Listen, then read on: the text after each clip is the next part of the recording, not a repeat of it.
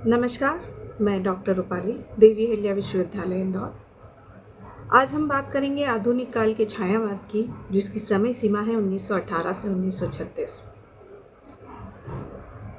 ये एक सर्वमान्य मत है। 1918 का आचार्य रामचंद्र शुक्ल भी स्वीकृति करते हैं, नागरी प्रचार सभा भी इसको स्वीकार करती है, डॉक्टर नगेंद्र भी इसको स्वीकार करते हैं, परंतु डॉक्टर बच्चन सिंह 1920 का इसका प्रारब्ध मानते हैं।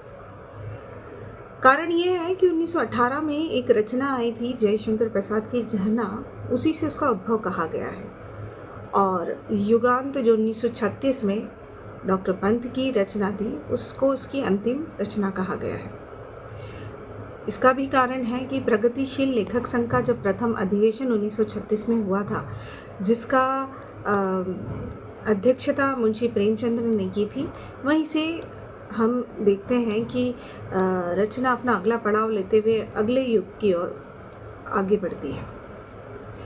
परिभाषाओं के रूप में अगर जाने तो छायावाद जो है, जब आत्मा की छाया परमात्मा में और परमात्मा की छाया जब आत्मा में पड़ने लगती है, तब छायावाद की सृष्टि होती है, ऐसा रामकुमार वर्मा कहते हैं।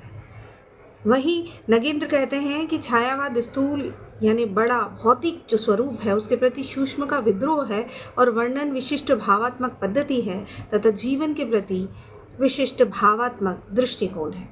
वहीं जयशंकर प्रसाद कहते हैं कि जब साहित्य में वेदना के आधार पर स्व अनुभूति अभिव्यक्त होने लगे, तो हिंदी में इसे छायावाद के नाम से अभिहित किया जाएगा। वहीं प्रसाद एक बात और कहते हैं, वे कहते हैं कि भावों का स्पष्ट रूप से जब तक सार्वजनिक न करके छाया के रूप में प्रस्तुत किया जाए तो छायावाद है। छायावाद तत्व प्रकृति के बीच जीवन का उद्भिद है, जिसका मूल सर्वात्मक है, ऐसा महादेवी वर्मा कहती है। और शुक्ल कहते थे कि अब तो कदाचित इस बात का विशेष विवरण की आवश्यकता न होगी कि जो छायावाद के नाम से प्रचलित है, वह वेदांता के पुराने प्रतिबिंब का वाद है। वहीं एक जगह वो कहते हैं, छायावाद को दो अर्थों में समझना चाहिए। यह भाव स्पष्ट न होकर रहस्यमय युक्त होने चाहिए। एक तो रहस्यवादिता और दूसरा वर्णन शैली विशेष। भाव स्पष्ट नहीं है, रहस्य मुक्त है, और दूसरी कि वर्णन में प्रतीकात्मक शैली को अपनाया जाता है। छायावाद की विशिष्ट शैली है जिसमें कोई नया नहीं है कुछ, पर परंपराओं को तोड़कर और बनाए गए साँचे में रचना कर निजी जीवन की अभिव्यक्ति को व्यक्त किया गया है, जो द्विवेदी युग में दबकर रह गई थी। मानव तथा प्रकृति के सूक्ष्म किंतु व्यक्त सौंदर्य में आध्यात्मिक छायावाद का भान मेरे विचार से छायावाद की सर्वमान्य परिभाषा होती है, ऐसा नंद दुलारे वाजपेयी कहते हैं।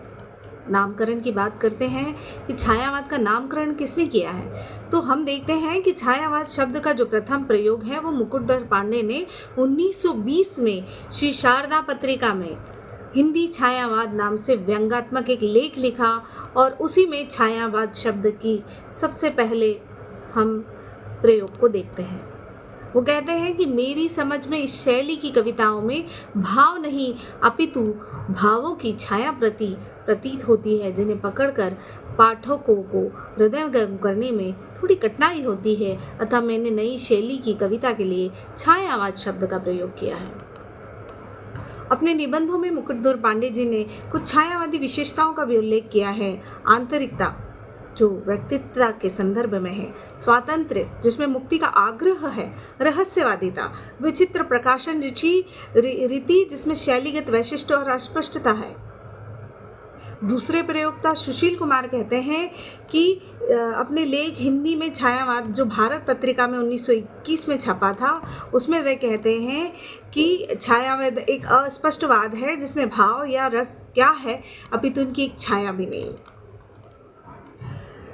पर इस सफल छायावाद में हम देखते हैं कि कौन कौन प्रवर्तक रहे हैं, तो मुकुटधर पांडे शब्द के प्रयोक्ता रहे हैं, जो आचार्य रामचंद्र शुक्ल ने भी स्वीकार किया है। वही हम माखनलाल चतुर्वेदी को देखते हैं, प्रभाकर माचवे, विनोद मोहन शर्मा को देखते हैं, और सुमित्रा नंदन पंत को नंदुलारे वाजपेयी ने प्रवर्तक कहा है, और जयशंकर प्रसाद को प्रसाद की रचना की शुरुआत से सर्वमान्य मत कहा गया है, जिसको स्वीकार किया है इलाचंद्र जोशी ने और गणपति चंद्रगुप्त ने। प्रसाद जी की रचना की शुरुआत से जयशंकर प्रसाद की झरना से हम मान रहे हैं कि छायावाद की शुरुआत हुई। छायावाद में हिंदी का आगमन बांग्ला और पाश्चात्य दोनों साहित्य से बराबर देखने को मिलता है। बांग्ला साहित्य से देखें तो आचार्य रामचंद्र शुक्ल, गणपति चंद्रगुप्त, आचार्य हजारी प्रसाद द्विवेदी, बच्चन जी और सुमन राज्य जी स्वीकार करते हैं कि छायावाद का आगमन बांग्ला से हुआ है। गीतांजलि 1913 रविन्द्रनाथ टैगोर के साहित्य के माध्यम से। वहीं पाश्चात्य में लिरिकल बैलेड जो 1798 में प्रकाशित हुआ था, कॉलरिज वर्ड्सवर्थ का रोमांटिनिज्म की जहां शुरुआत होती है, वहीं से छायावाद का प्रारब्ध माना है नंदुलारे वाजपेयी, रामकुमार वन्ना और मुकुटधर पांडे ने। तो इस तरह छायावाद का नामकरण और समय सीमा आगे बढ़ती है। वहीं हम आगे नज़र दुटाते हैं तो देखते हैं कि अलग अलग विद्वानों ने छायावाद के अलग अलग अर्थों का अर्थ बताए हैं। मुकुटधर पांडे जहाँ रहस्यवाद से नाम अभिहित करते हैं, वहीं प्रसाद कांति मोती के भीतर तरलता छायावाद को कहते हैं। पंत सौंदर्य की छाया छायावाद को कहते हैं। निराला विशेष भाव अभिव्यक्ति छायावाद को कहते हैं। और महादेवी कहती है कि ये स्व अनुभूति का चित्रण है।